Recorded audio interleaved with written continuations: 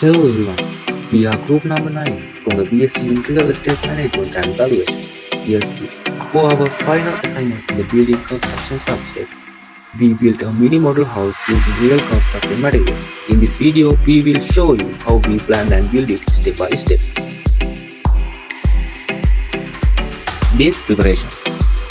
We started by preparing the base. We leveled the wooden board and marked the floor plan using history. Then we dug small trenches and poured concrete to make the base and column foundation. Foundation construction. We mixed cement, sand and gravel in a 1:4 ratio to make concrete and created the history foundation. We let it dry for proper harvest. Ground floor wall construction. We built the walls with mini bricks using mortar made of cement and sand in a 1:5 ratio. We left spaces for the door and window. We used the thread to keep the wall straight. Lintel platform. We placed lintels above the door and windows using wooden sticks and mortar. This helps support and upper parts of the wall. First floor and slab and wall. After placing formwork, we poured the concrete to build the first floor slab. When it was dry, we built the first floor walls like we did on the ground floor. Roof slab construction. We placed formwork again and poured concrete for the flat floor. We made sure everything was level and left it to view.